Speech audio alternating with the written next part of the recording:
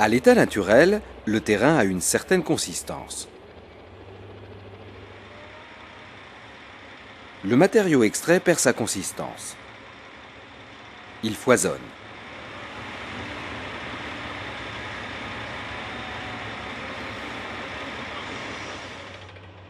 Le compactage permet de redonner de la consistance au matériau jusqu'à obtenir les performances exigées par le marché. Voici l'effet du compacteur au cœur du matériau, grossi 100 fois. L'objectif du compactage est d'arranger les grains en les rapprochant les uns des autres. Pour cela, le matériau doit avoir une certaine teneur en eau. Effectivement, le bon dosage en eau présente à la surface des grains facilite leur déplacement. Elle sert de lubrifiant et assure la cohésion. Le rapprochement des grains augmente les surfaces de contact. Le collage des grains est amélioré. Lorsque l'eau manque, les grains ne glissent pas entre eux et ne comblent pas les vides. Il y a moins de surface de contact. Le collage est moins bon. Lorsqu'il y a trop d'eau, le collage n'est plus assuré. Les grains glissent entre eux et se séparent.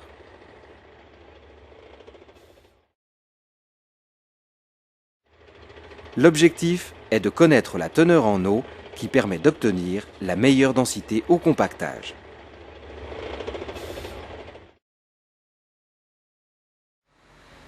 L'essai Proctor permet de définir cet optimum.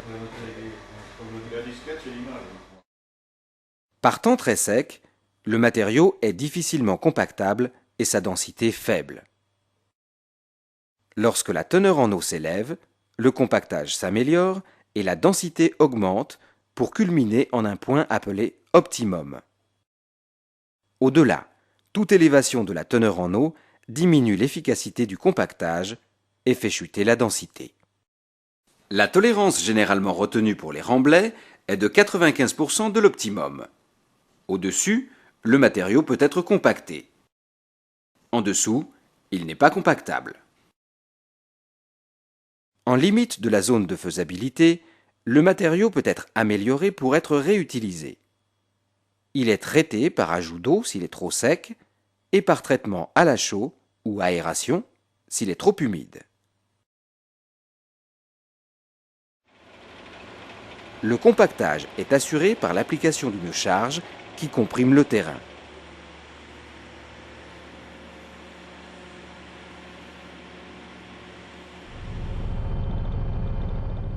Son efficacité peut être améliorée par une vibration.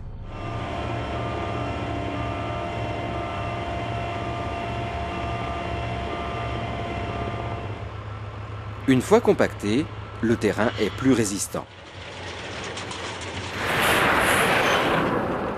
et plus porteur.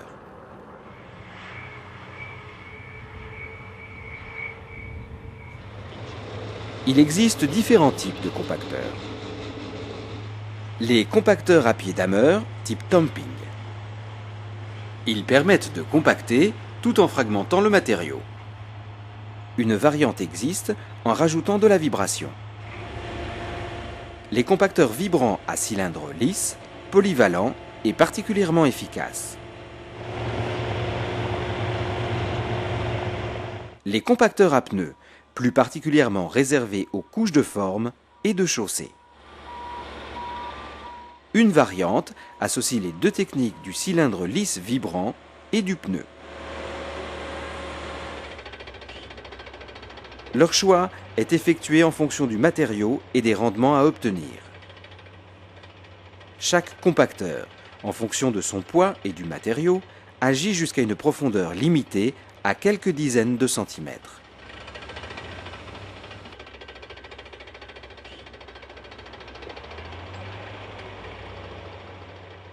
Le terrain est plus compacté en surface qu'en profondeur.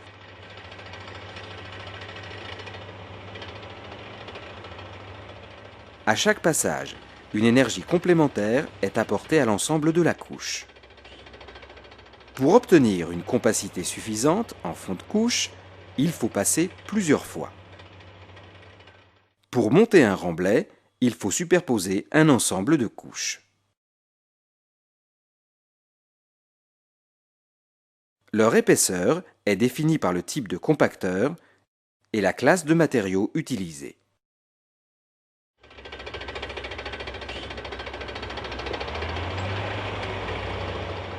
Si le compacteur est trop faible ou l'épaisseur de couche trop importante, le fond de couche n'est pas compacté, quel que soit le nombre de passes.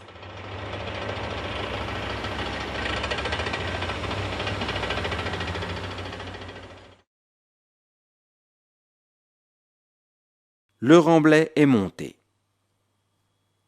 Les parties basses des couches ne sont pas compactées. Sa stabilité n'est pas assurée. Le remblai se tasse et des ruptures peuvent se produire. Ici, une couche de 40 cm correctement compactée. Elle résiste à la contrainte prévue.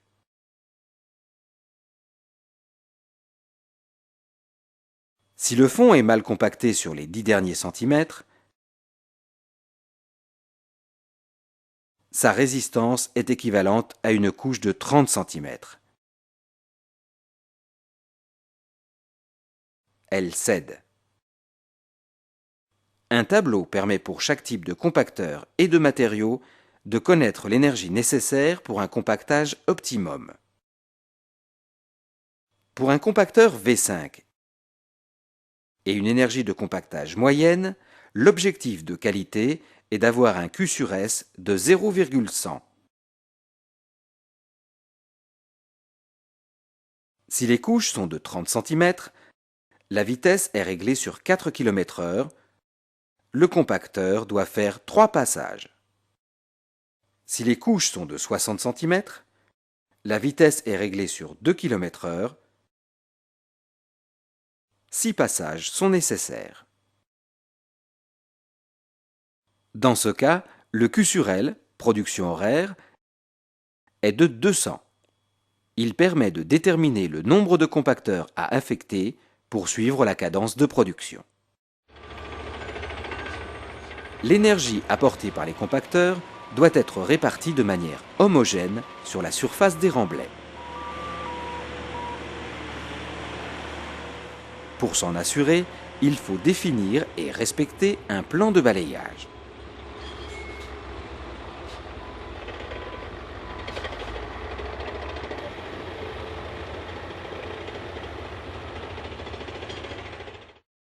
Ici, 3 passes sont nécessaires.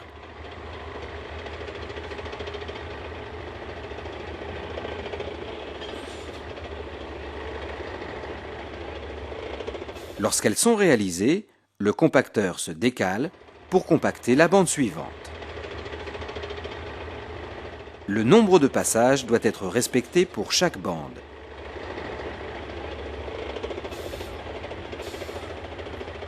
Toute la largeur du remblai doit être compactée pour assurer l'uniformité du compactage.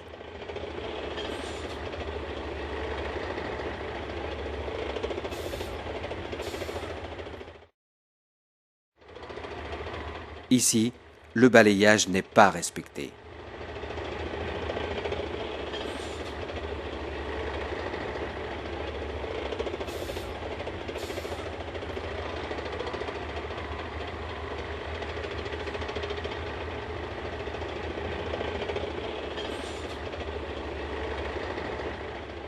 Des zones sont soit trop compactées, soit sous-compactées. La garantie d'une bonne répartition de cette énergie ne peut être donnée que par la surveillance du chef d'équipe et le respect du plan de balayage.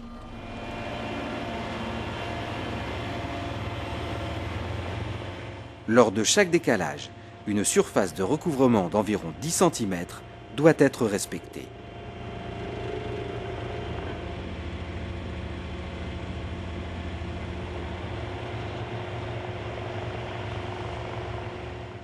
Les bandes latérales proches du talus sont des zones à risque. Pour éviter le basculement du compacteur, il faut inverser la pente selon la technique du W. Le compactage est un élément clé dans la qualité et la performance des remblais.